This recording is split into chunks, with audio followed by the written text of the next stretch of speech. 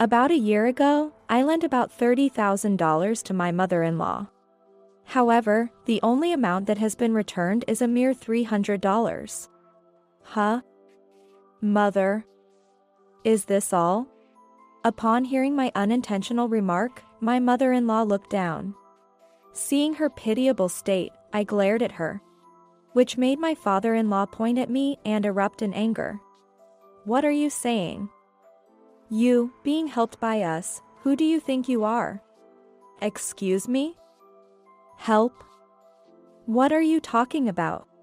As I argued with my father-in-law, my mother-in-law's face turned increasingly pale. From their attitude, I instantly grasped the situation. I see. If that's how it's going to be, I won't show any mercy either. This time, I'll go all out. My name is Sarah Clarkson. I'm a freelance illustrator. I married my husband, David, a year ago, and we've been living happily together. I started this job 4 years ago when I was 26. Until then, I had been working at a production company. But I wanted to do what I loved at my own pace, so after much consideration, I decided to start my current job. It took a lot of time and discussion with David to get to where I am now with my job. David had been opposed to me leaving the company ever since we were dating. David is a teacher. Being extremely earnest by nature, he believes that having a stable income is most important. Therefore, he thought that leaving the company to become a freelancer was very risky. When I was contemplating leaving the company to freelance, he often said this to me. If it's really what you want to do, Sarah, I won't stop you. But I don't want to see you upset if it fails. David, thank you. I might fail, but I want to try. What if it doesn't work out and you have to find a job? Isn't your current company good with benefits and treatment? It's a path I've chosen, and if it comes to that, I'll work hard. I want to see how far my abilities can take me. After all, I don't want to extinguish my own possibilities. Extinguishing your own possibilities. I see. David. Is it not good? I understand. If Sarah is that determined, I can't oppose. I'll support you. Either way, I plan to be there for you. At that time, David and I were not yet engaged. But his words were a great support to me. This made me want to work hard, not just for myself, but for him as well. Afterward, I resigned as planned, became independent, and achieved my dream of being a freelance illustrator. Initially, I created an online account and started taking small jobs, building up my portfolio. Gradually, my illustrations gained recognition, and I even began producing merchandise and illustration collections. Before I knew it, my income had multiplied several times more than when I was employed at the company. It was around this time that David proposed to me. Actually, we had been discussing marriage for quite some time. But, not wanting to be a burden on David, I asked him to wait a little longer. Despite various challenges, we got engaged without any issues. Everything was going smoothly, but there was one problem. It was about David's mother. Simply put, my mother-in-law didn't like me. It happened when we went to his parents' house to announce our engagement. His father was away on business, so it was just the three of us, having a casual conversation. However, as soon as I mentioned my job, my mother-in-law's smile stiffened, and her eyes changed. Upon hearing the words, freelance illustrator, she began to look at me with a cold gaze. Sarah, weren't you working at a production company? I was, until a few years ago. I resigned from there. Now I'm independent and work from home. What? Independent, you mean? Not working at a company but just drawing at home? Yes, that's right. But that's my job. For example, I create various illustrations used by corporations. I was expecting something good since David said you were a nice girl. So, when David is at work, you're just drawing pictures, right? Uh, Well, mother, about drawing pictures. I felt belittled about my work and couldn't hide my irritation. David, sensing my mood, stepped in to help. For people around mom's age, working from home might seem like a side job. But nowadays, it's a normal way to work, even for company employees. David, even so, a stable income is important. ah, No need to worry about that. It's embarrassing to admit, but Sarah earns much more than I do. What? Really? yeah. Sarah's illustrations are very popular. Maybe mom has seen some of them. In fact, I'm the one earning less, almost embarrassingly so. As we talked about income, my mother-in-law's stiff expression gradually softened. Her attitude changed abruptly, and she started asking questions like, "How much do you earn?" which seemed rather rude. She asked repeatedly, so I decided to answer with a modest amount. Even that amount seemed like a lot to my mother-in-law. She completely changed her attitude to a sickeningly welcoming mood, saying, "If Sarah is our daughter-in-law, we're relieved." While I was happy to be accepted into the marriage, I didn't feel great knowing she judged people based on income. I understood she was just worried about her son, but still.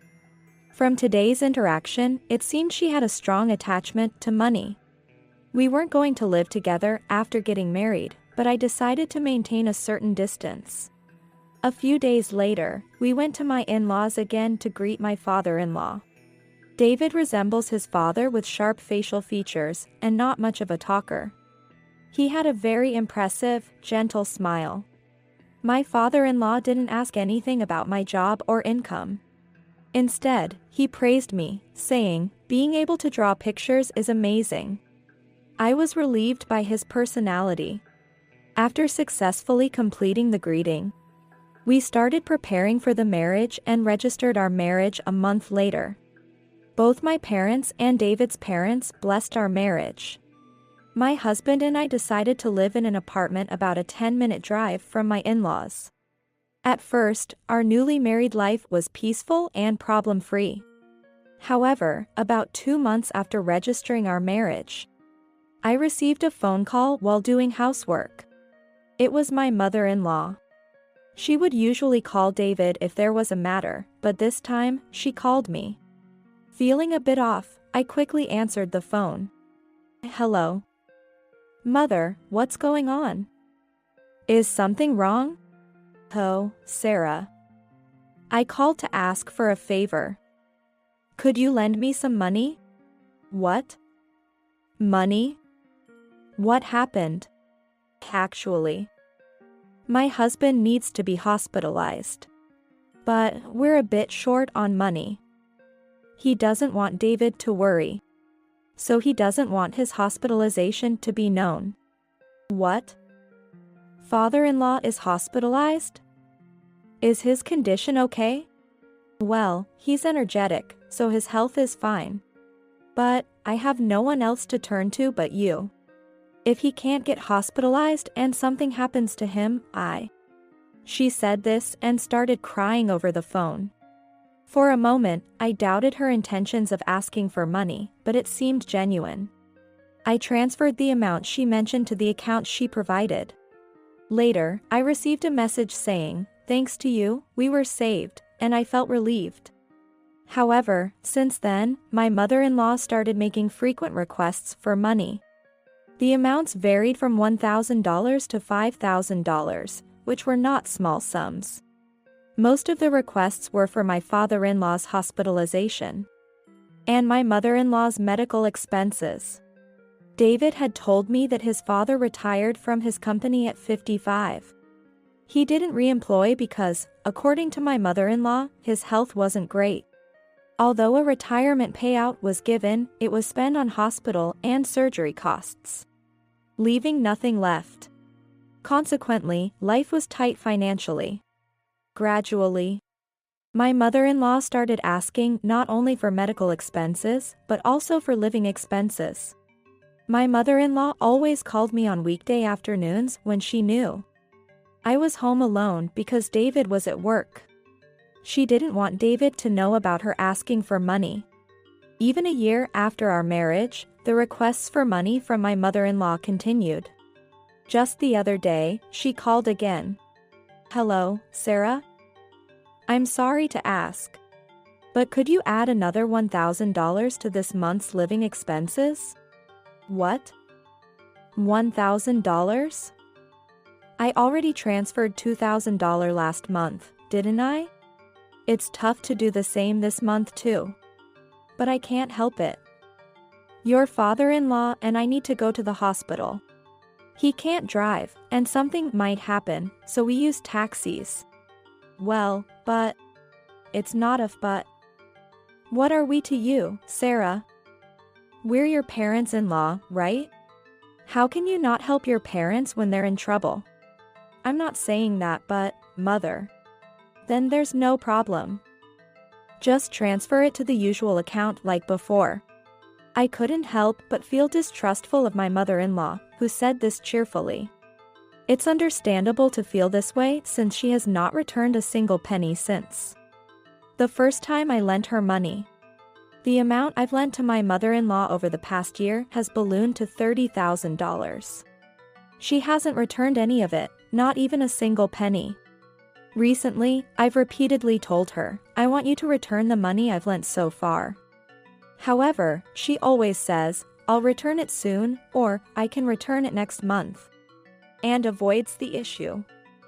She has never actually paid anything back. Given that the amount already lent to her is a significant $30,000, I can't afford to lend her anymore.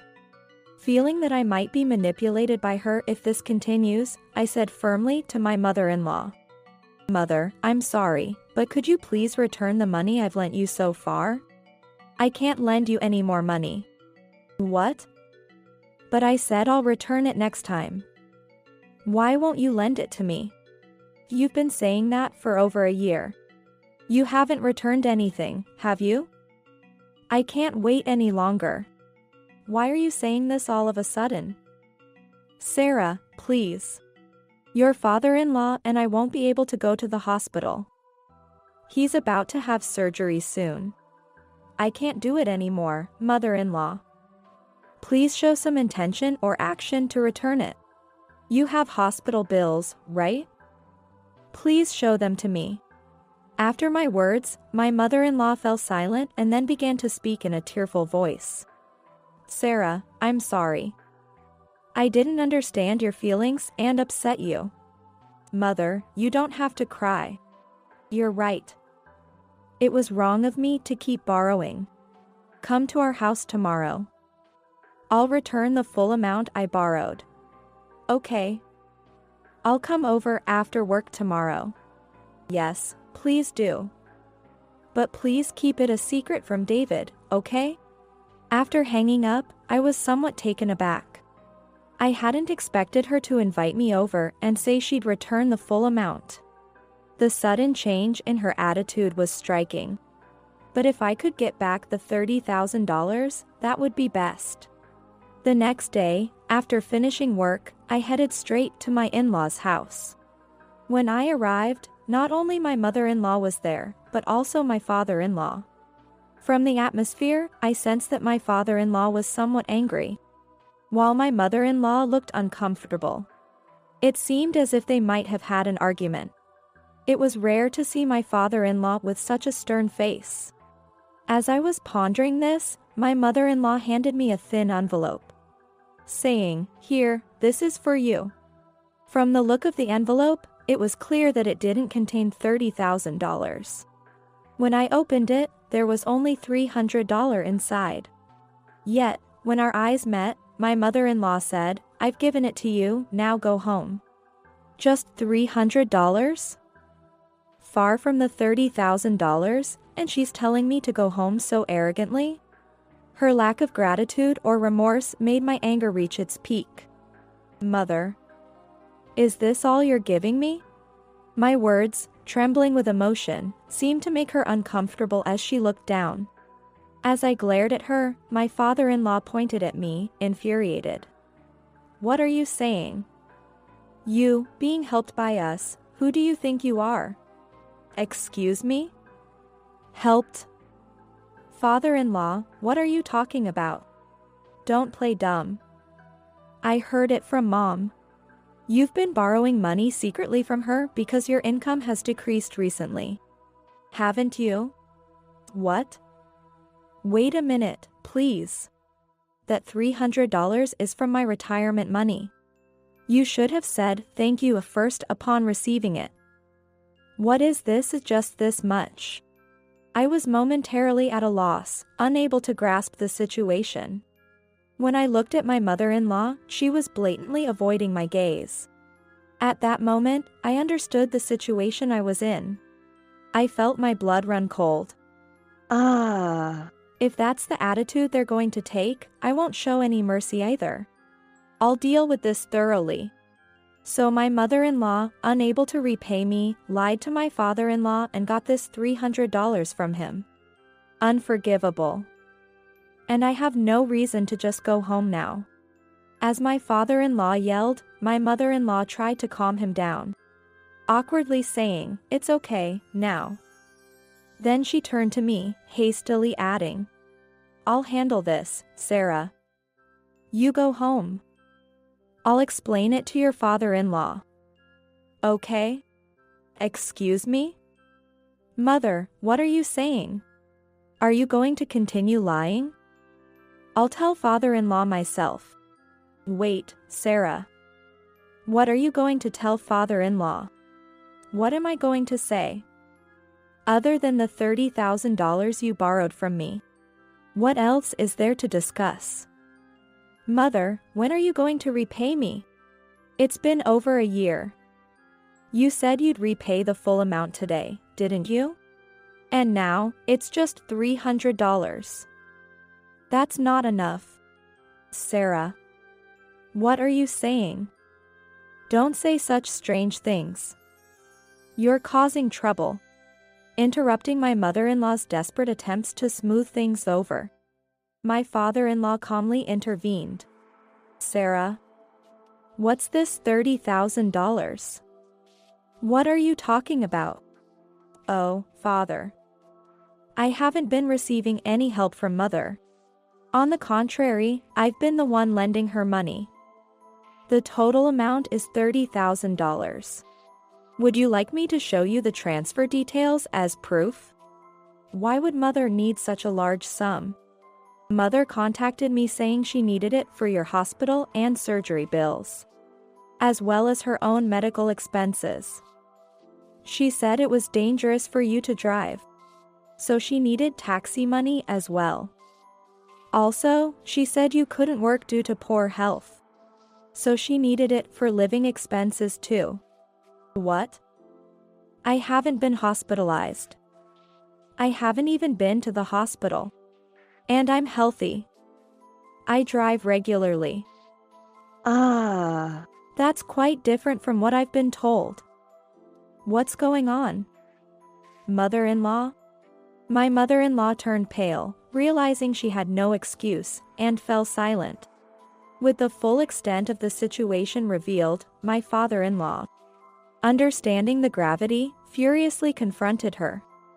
"What have you been doing? Lying to our son's wife and asking for a huge sum of $30,000. No, it's different. I didn't borrow that amount all at once. There's a reason." "What's different?" "Whether you borrowed it all at once or not isn't the issue. The fact that you borrowed unilaterally and haven't repaid is the truth." "Oh, well, that's true, but I can't live with someone like you anymore. Pack your things and leave now. Right now." My mother-in-law was crying, apologizing, and clinging to my father-in-law. However, his anger was unrelenting, and he refused to forgive her. Finally realizing the severity of her situation, my mother-in-law, looking up with pleading eyes, appealed to me. "Sarah. Please, Persuade your father-in-law. Without this, I have nowhere to go. Wait a minute. Why should I do it? I coldly rejected my frantic mother-in-law. Don't be so cold. I'll definitely pay back the money, someday. Please, I'm begging you. Even now, she offered no apology. She didn't think her actions were wrong. Her desperate pleas to me were only to protect herself. I don't have the obligation or kindness to help such a self-centered person. I coldly dismissed my weeping mother-in-law. Enough. How self-centered can you be? I believed what you said and lent you money. All lies. You have no intention of repaying me. Lying even to father-in-law. The first thing you should do is apologize to him and me. Oh, right. I'm sorry. I'll apologize as many times as it takes until you're satisfied. So, please. What are you saying now? It's all just talk. I will never trust you again. It's none of my concern. I can't see you as family anymore, just as father-in-law said. I'll report this to David, and you must repay the full $30,000. No matter what it takes, you will pay it back. Overwhelmed by my firm stance, my mother-in-law collapsed, overwhelmed by a sense of loss. Shortly thereafter, my father-in-law presented her with divorce papers. It was decided that they would divorce on the condition that my father-in-law would cover half of the $30,000 she owed me. After being thrown out of the house, my mother-in-law apparently turned to David for help. However, after learning everything, David was furious and told her never to appear before us again. Now disowned by her son, my mother-in-law has no place to go and has been moving from one relative's house to another. Currently, she is staying at her sister's house. Given the circumstances, she's hardly welcomed there. I heard rumors that she's working desperately every day to repay me and contribute to living expenses. As for me, I'm living a truly peaceful life with David now. Though my father-in-law and David have apologized to me many times, it's not their fault. If she misses even a month's payment, I plan to hire a lawyer. This incident has taught me not to trust anyone too quickly, even if they are close. Going forward, I want to become someone who can better judge people and relationships. Alright, everyone's presentations are done. Nick, the manager, said as he tried to move the discussion forward. Excuse me, I haven't. I recently found out something. Nick interrupted me and began to speak. There's apparently someone in this department who didn't graduate high school and is just a part-timer. Meetings should be for employees only. Absolutely right. His lackey, Mike, of course, agreed with Nick. I'm leaving. After leaving the meeting room, I started to shut down my computer. I noticed that an email had arrived, not in my personal inbox, but in the company's shared email. Thinking, there's no point in speaking up, no one will listen, I went home quietly. The next day, I heard a commotion from Nick's desk. He was staring at his computer screen, his face pale. Nick? Is something wrong? Mike looked at the screen with him. And he turned even paler than Nick. Why is he so angry? Knowing the reason for Mike's distress, I thought to myself, serves them right. My name is Adam. My mother passed away when I was in the 9th grade, and I was raised by my father. Well, you could hardly call it being raised. After my mother passed, my father changed. He drowned his sorrows in alcohol, and though he still went to work, he squandered our living expenses on horse racing. Because of that, I had to start working part-time as soon as I entered high school. Every month, I went to the convenience store with bills in hand that couldn't be auto-deducted from my father's account. Even though I endured it because I didn't want to be alone, I reached my limit in my second year of high school and dropped out. I found a live-in job at a distant inn. Thank you for everything. The day I left home, my father, still staring at the TV, spoke. Take care. That was our last conversation. Back then, 18 wasn't the age of majority, so I needed my father's permission to work, and I couldn't hide my place of employment. Yet, my father never visited me even once. I kept working just to survive, and before I knew it, I was 42. Years of hard work paid off, and I was transferred to the headquarters. I was thrilled to be recognized by the company, as I thought I'd be working in the field until retirement due to my lack of formal education. Listen up. Our work can change the future of our employees. Don't drag us down. On my first day after the transfer, Nick, dressed in an expensive suit, spoke sternly. There was a reason for this. Our inn was located in a prominent tourist destination, known so well that everyone in the state could sing its commercial jingle. At its peak, we had 5 locations within the state. But that was long ago. Due to financial difficulties and aging facilities, only the place where I had worked for many years and the original establishment remained. I was prepared to lose my job anytime, but now there was a glimmer of hope. With the rise of social media, the tourist area where the inn was located started gaining attention again. Depending on how hard the sales department, where I was transferred, worked, we could either thrive or be forced to give up this prime location to the new hotel chains continuously popping up.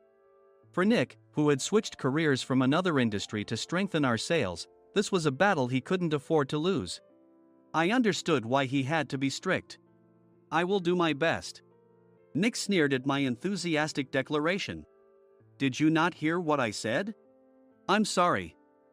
I thought I was listening carefully. Out of habit from years of customer service, I apologized reflexively, though I had no idea what had offended him. Someone was watching me with a smirk. In this department, there are those who are expected to excel and those who have been shoved here because they have nowhere else to go. You are the latter. It was Mike, the section chief. He's 7 years younger, at 35. But he was called to headquarters much earlier than I was and had been moving around within the headquarters ever since. I'm not jealous, but I can't accept that he's my boss. Graduating from a prestigious university, he has an unusually high pride and caused many problems as a newbie, making things very difficult for me when I was the front desk leader. When I found out Mike was transferred to the sales department a month before me, I was disheartened. Mike is right. With just a middle school diploma, there's not much you can do. Don't even think about achieving results. As if I didn't exist, Nick remarked, I'm thirsty. Mike eagerly ran to the coffee maker. It seems Mike is Nick's lackey. I regretted being happy about my transfer to headquarters, wishing I had stayed on site forever. Send a direct mail to every company on this list by the end of the day. Nick only assigned me tasks that even a new graduate could handle. What? There are over 1,000 companies. You want me to send to all of them by today? Yes, if you and your fellow misfits split the work, even those with nowhere else to go should finish by today. I glanced at the employees typing away expressionlessly. They were worn out from customer service, only thinking about leaving on time, or were women reassigned after having children, with zero motivation for work. Even Sam, a new graduate from the same university as Mike, who was supposed to be among the expected achievers, had no enthusiasm for the job, having joined the company wanting to do customer service. I don't care what they say, I plan to quit anytime, he said. Only Nick and Mike were highly motivated, making all the decisions between the two of them. I originally only wanted to work at the inn to survive and had no particular attachment to this job. I swallowed my words, thinking I had no right to reprimand them. About a month after the transfer, Nick told us with a frustrated look.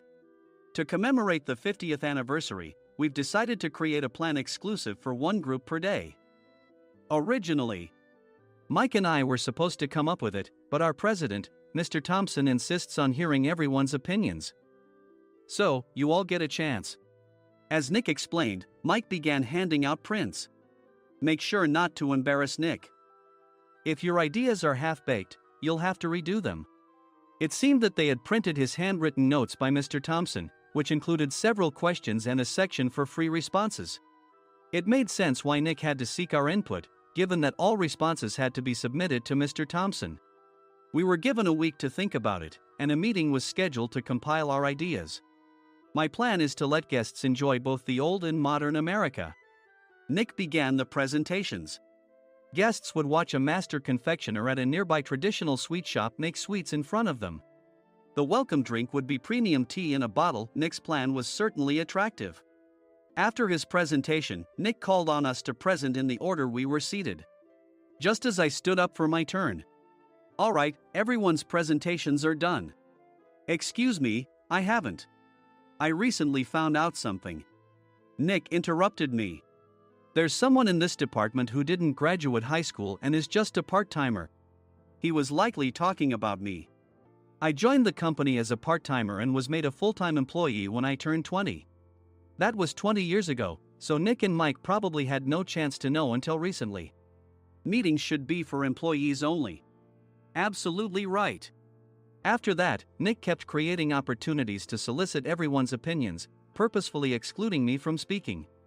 The meeting unexpectedly heated up and went past the scheduled end time. A few people asked to leave, and the discussion continued with the remaining few. Still here? Normally, you'd leave in that situation. Though I had no attachment to the job initially, hearing kind words from customers made me want to make them happier.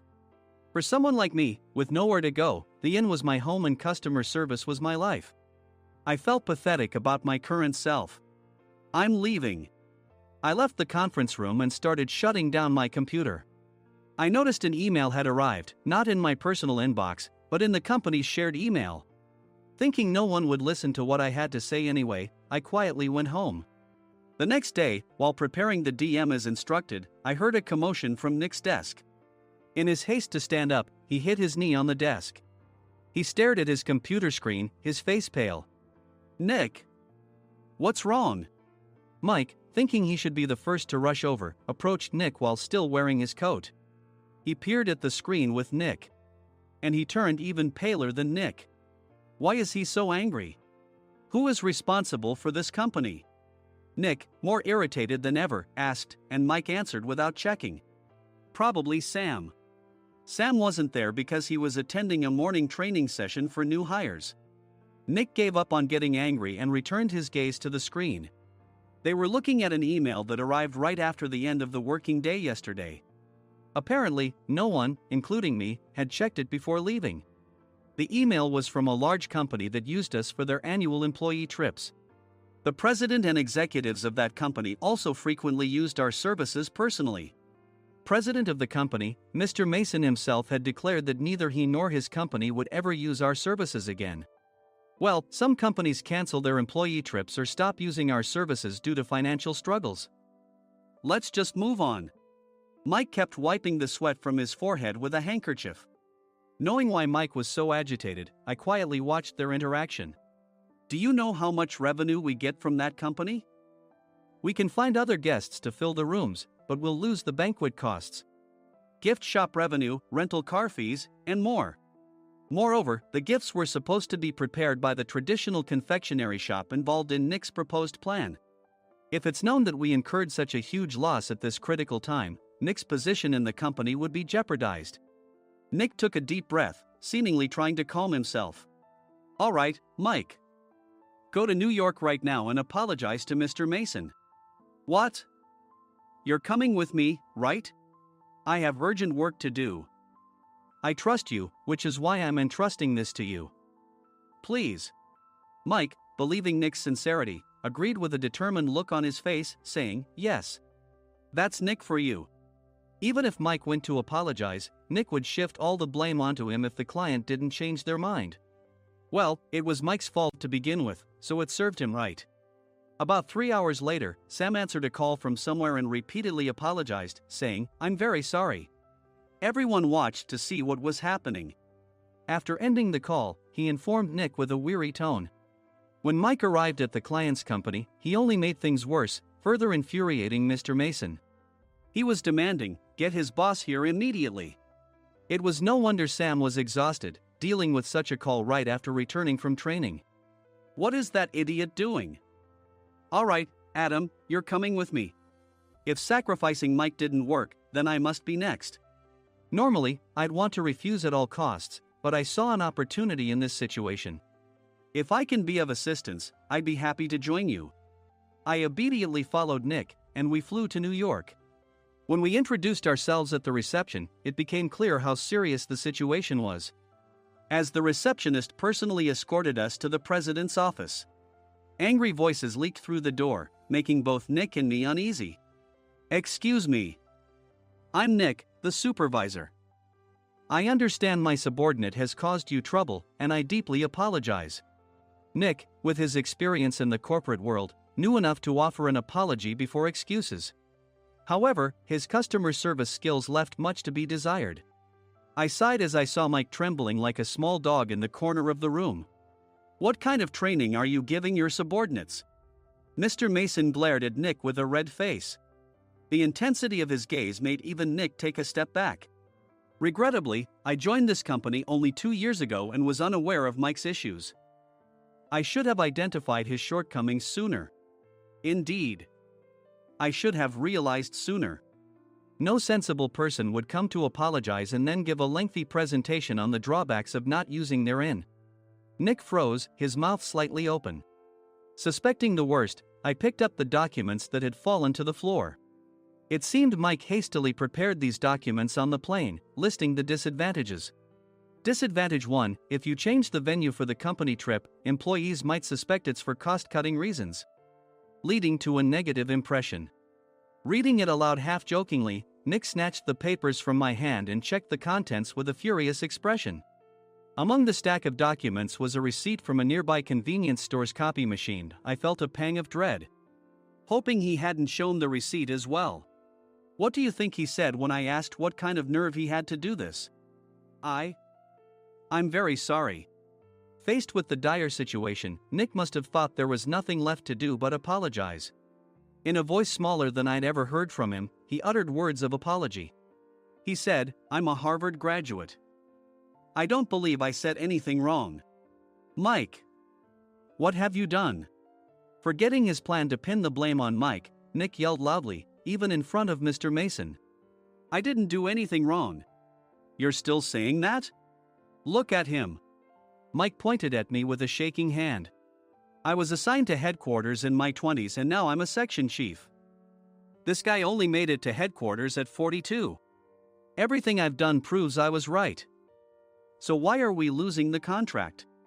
Having said his piece, Mike collapsed to the floor. "Of course. You were sent there because you had nowhere else to go." Mike never expected to hear such words from someone he looked down upon. He lunged at me, and Nick hurriedly stepped in to stop him. "Mr. Thompson told me Mike is a quick thinker, and to take good care of him." There's no way he was pushed aside. "Don't make things worse here.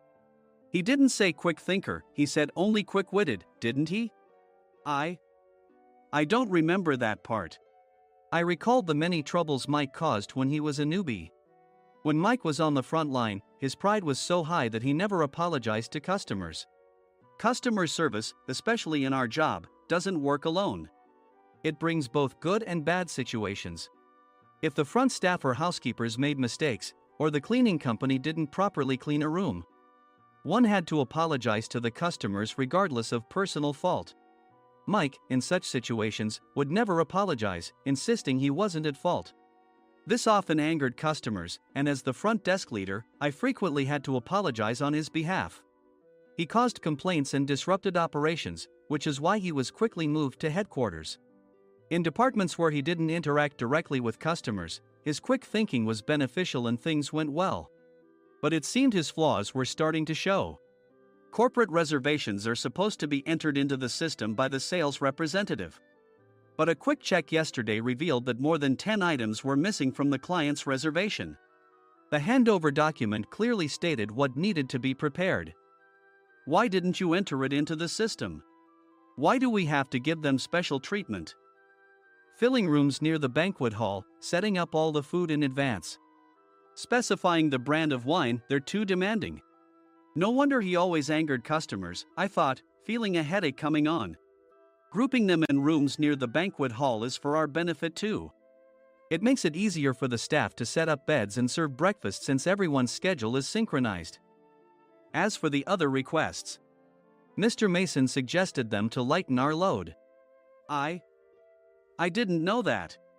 Nick finally seemed to realize that Mike was the one who had angered the client. What did you say to them? I just told them we wouldn't give them special treatment anymore. We shouldn't waste effort on things that don't bring in money. I was utterly exasperated at his lack of understanding of customer service. Of course, we shouldn't comply with unreasonable demands. But carrying over successful practices from past stays makes customers feel remembered and enhances their experience. Good memories encourage repeat visits. That's part of our job. I looked down at Mike, who was sitting on the floor. In our job, nothing is a waste. Mr. Thompson likely moved you to the sales department, hoping you'd finally understand this. How do you think he feels now that you've failed to meet his expectations? Mike, tears in his eyes, fled the president's office. I was amazed he still hadn't apologized. You have it tough, Adam. It's okay, we're all employees of the same company. I deeply apologize for this disrespectful incident. Especially after all the care you've shown us. If it weren't for you, Adam, I really would have stopped staying here. When I heard you were moving to the sales department, I was willing to reconsider if you handled it. Seeing us talk so amicably, Nick's face contorted. Do you two know each other? Adam's service is excellent. I always requested him specifically. Normally, we don't accept specific staff requests, but we made an exception for Mr. Mason, adjusting my shifts accordingly. He had personally stayed at our hotel just before my transfer, and during casual conversation, I mentioned, I'm moving to the sales department soon. If I hadn't told him then, things could have been much worse. Please continue to take care of us. I look forward to it. On the return flight, Nick awkwardly offered me a can of beer. It's still working hours. Of course, I had no intention of forgiving him for a single beer. Nick might try to pin everything on Mike and avoid any consequences. While pondering this, a startling fact came to light. Nick, the tea bottles for the plan have arrived. I handed Nick a bottle labeled with our inn's name. They look good. What are you talking about? These are plastic bottles.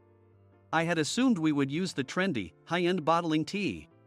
But what arrived were ordinary plastic bottles of tea with customized labels. The only unique aspect was the label, which had the inn's name, making it look customized. Upon further investigation, I discovered that a substantial amount of money was set to be paid to the tea company. It was priced like bottling tea. Does this plastic bottle really cost $100 each? The tea inside is specially blended for us. The extra cost is for that. Wouldn't it be better to use another tea company? Or is there a specific reason we must use this one? As Nick continued to make excuses, I showed him a printed email. I informed the tea company's president, Mr. Mitchell, that we discovered irregular payments and he confessed. He said you two were high school classmates and planned to split the extra money. That idiot. Why did he confess? That's not important. You should worry about yourself, this could turn into a police matter. Opening the bottle cap, I suggested. How about calming down with this tea? It supposedly has a relaxing effect. Nick drank the tea frantically. In the following days, decisions were made about their fates. Mike was reassigned to the General Affairs Department, with no chance of transfer or promotion, as per Mr. Thompson's orders.